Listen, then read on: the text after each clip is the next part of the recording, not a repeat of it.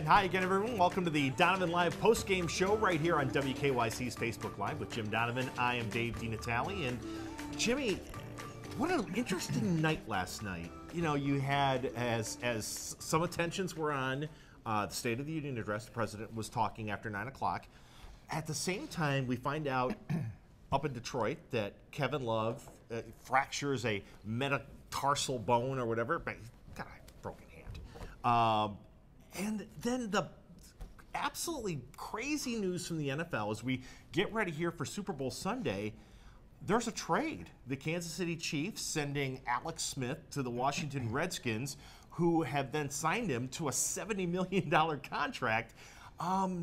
Didn't see this one coming at all, that the Alex Smith issue would be resolved this quickly. You're absolutely right, because Alex Smith was on the Dan Patrick Show yesterday morning. Yeah. And you know, I don't think he was playing, possum with everybody. I don't think he thought he was going to be traded.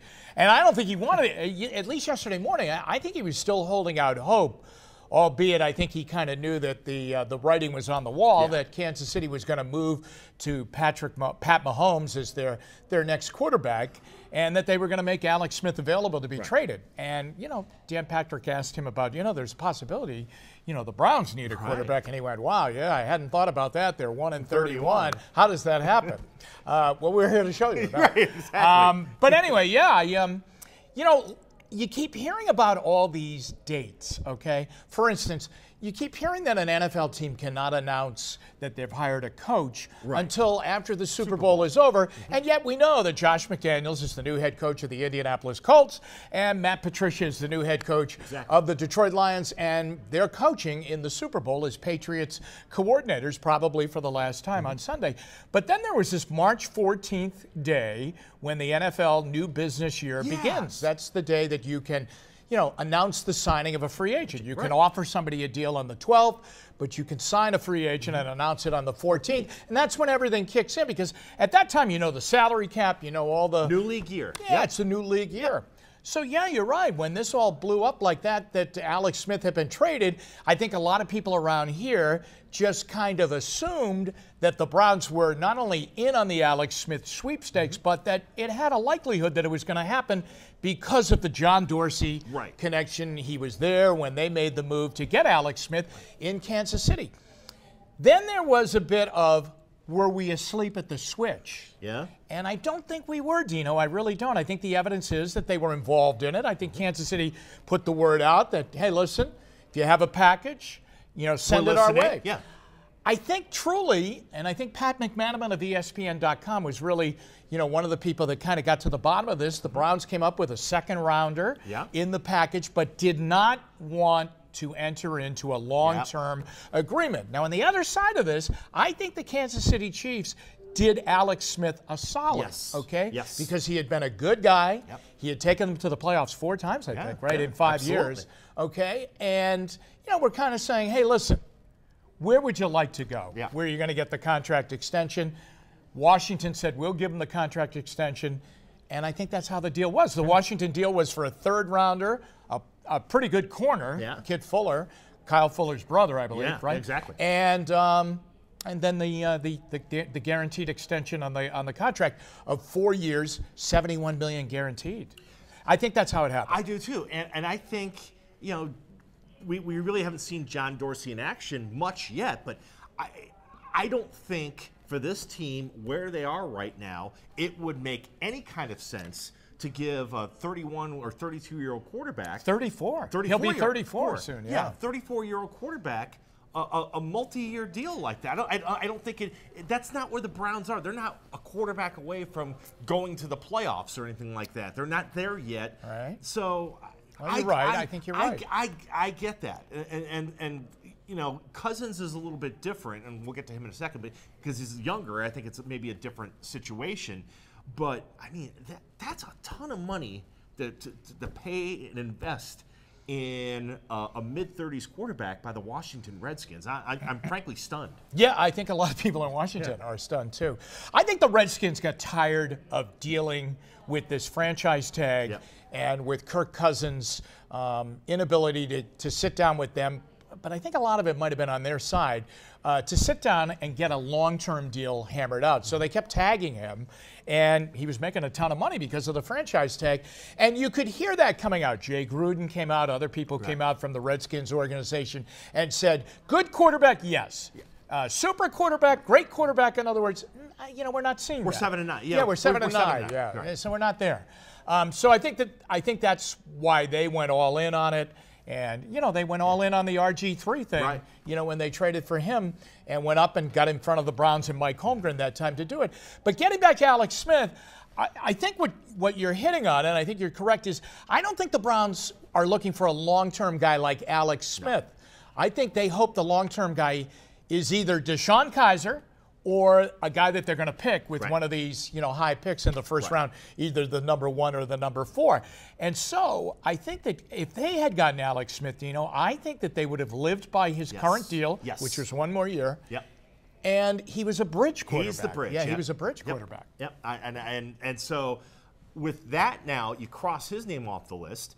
Of course, now everybody, even though we've got 6 weeks or whatever to go until the new league year starts, until you can start negotiating with free agents, I wonder if this is going to make the Browns pull back even more on Cousins because of the price tag that was just thrown Alex Smith's way and the dollars that Cousins is going to want to demand. And maybe it becomes time to call back Mike Brown down in Cincinnati and say, okay, this, what will you take for if he's restricted free agent? What will you take for AJ McCarron? Okay, yeah. If you go get Cousins, Dino's right, it's going to be very expensive. If you go get Cousins, he's your quarterback of the future. Yep. You put your stake in the ground with this guy. He's your quarterback now and in the future. And that changes your whole draft, yep. Okay? That changes the whole Sam Darnold, Josh Rosen, Josh Allen, or anybody else, okay? Baker Mayfield or the Baker on the corner of Spruce and Pearl, okay? That changes the whole thing there. That changes the dynamics because your quarterback then becomes Kirk Cousins, okay? And he's going to cost you a ton of money. I hate to throw this out there, but I really believe it's the elephant in the back of the room, and that is 1-31. And that is a problem, Dino, right now. When you're not going to get a trade done and you're going to go into free agency, you're going to have to become a recruiter. Right. And how do you maneuver around 0-16 and 1-15 from the year before adding up to 1-31? And I think, I heard it in Alex Smith's voice on the Dan Patrick Show. Come on. 1-31 over the last 2 years. And it is what it is. So that's a big, big mountain that John Dorsey, Hugh Jackson, Todd Haley, all these guys have got to get over. Now, they have to pitch. We have a ton of draft picks. Mm-hmm. They're in good spots in every round, and especially in the first 2. Right.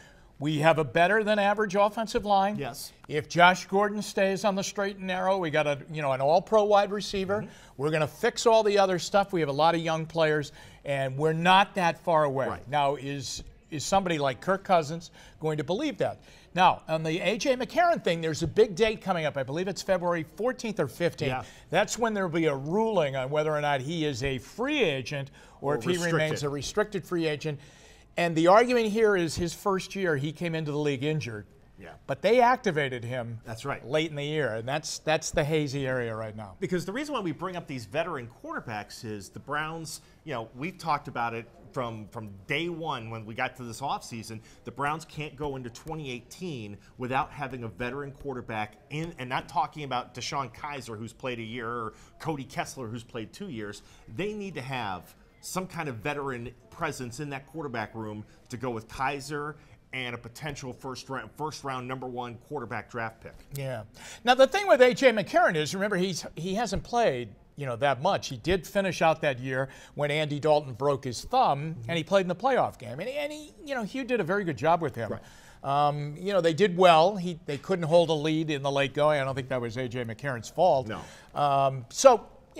But he's not your true veteran quarterback. Not at all. He's just been in the league for 4 years now, right? Hasn't he been in the league 4 years? So, that's the deal. Now you're falling into the,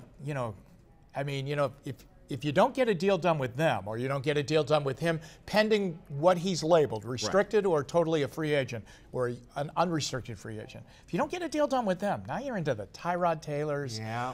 You're going to watch Minnesota with great. Absolutely. You're going to watch the Vikings with great interest because they're all like ready to, all three of them, Bridgewater, Bradford, and Case Keenum. There's somebody's got to go. Somebody's got to go. Now, what are you doing? But as we talk here tonight, Deshaun Kaiser is still the starting quarterback of the Cleveland Browns. That's right.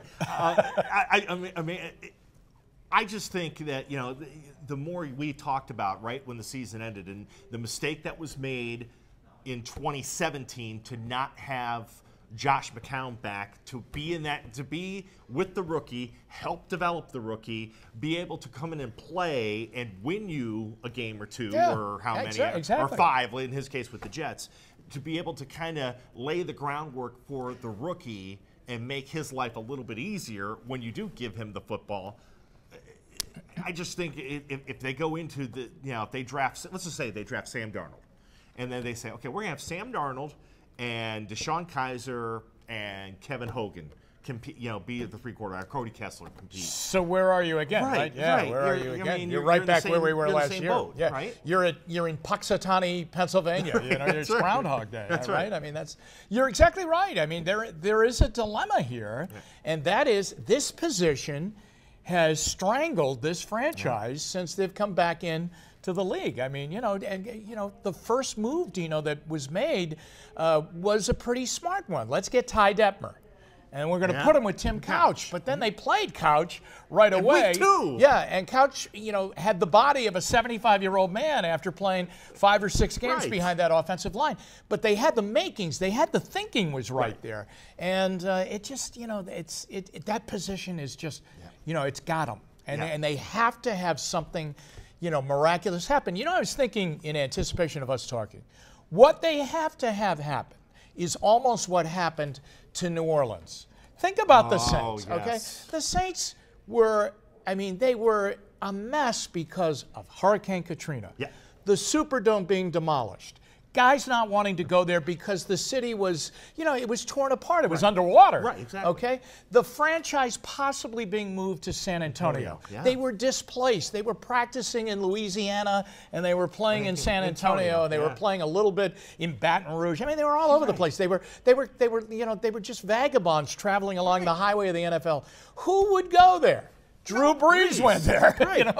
Because Miami, they could not give Nick Saban a definitive answer that Brees' shoulder was healthy, and New Orleans said, no, we think he's okay. Go ahead and get him. I almost think that's kind of what has to happen here until you can get to your young quarterback that you're going to decide and play. Yeah, it's almost like for years and years the Cleveland Indians would bring in a starting pitcher that was off the scrap heap, like Kevin Millwood. Kevin Millwood's a great example. And you just sit there and you go, God, if he could just be the Millwood of 5 years ago or 3 years ago, we'd have something. And sometimes it works. Sometimes it really does work. It did work with him. It did work with him. Yeah, he did very well. And then sometimes with like Scott Ellerton, maybe it doesn't work as well. Yeah. So who was the closer that they brought in? The guy. Was it the guy they brought in, and he had the mustache, didn't he? And was that Keith Folk? No, it was the guy. Anyway, somebody can write. Somebody write. Yeah, somebody will tell us. The guy just a couple of years ago, they brought him in. Wasn't he from Milwaukee? They brought him in. He closed. Yes. He was just blowing games left and right. I know you're talking. Yeah, they ended up trading him to the Rockies, I think. I know you're talking. He's probably happy we can't remember exactly him. Right. Yeah. That's how quickly we forget. I mean, that's how it works. Last thing here. The Cavaliers are tipping off here as we speak against the Miami Heat, and as I before mentioned, they're doing so now without Kevin Love for really an unknown period of time. I mean, some people say you come back from these types of injuries and these types of things in a couple weeks. Initially, I saw Brian Windhurst report last night 6 to 8 weeks. I mean, we just don't know. He's getting re-examined, I think, in New York. Now, a team that has already a lot of clouds around it off the court now has to deal with a major asset not there on court. I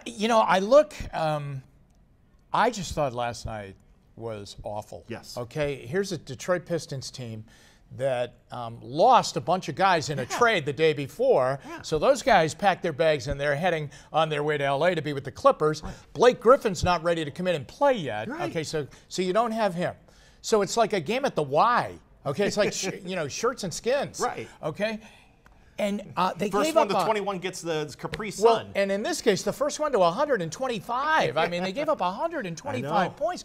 You go back to last weekend when they gave up. What did they give up in that Oklahoma City game? 148. I mean, this is unbelievable. You cannot win at all. Never mind the playoffs, but you can't win at all playing that or no defense at all, and that's the problem. Right. And as we talked about this a week ago. Defense is effort. Right. Okay, so when you're giving up, the type of point totals that they're giving up, there's something wrong, and it's in effort. It's not in. Do we need a shooting guard? Right. Do we need a big? Do we need a power forward? No. You need some effort. By the way, the pitcher John Axford, the Axe Band. That's it. That's it. John Axford. Thank you, right. Herv. Yeah. Well done. The trade deadline in the NBA, by the way, is 8 days from now. I mean, it's a week from tomorrow. I'm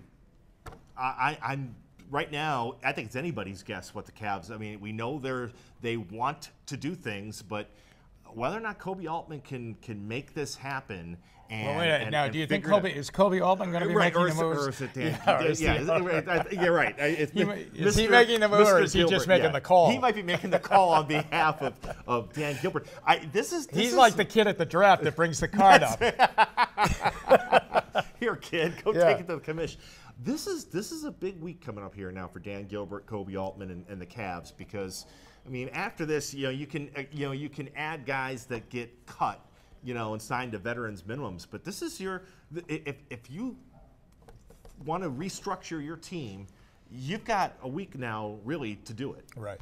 And you have Houston coming in here Saturday night on national television in the big, NBA Saturday night game of the week. And Dino, I got to tell you, I mean, Houston on a bad night is going to put up 125, 130 points. And you don't have Kevin Love to score you 20, 25 points in that kind of a shootout. Yeah, I mean, sometimes you don't know how much you miss Kevin Love until you miss Kevin Love, until he's not there. But, I mean, James Harden had 60 in the game last night, didn't he? I know. Yeah.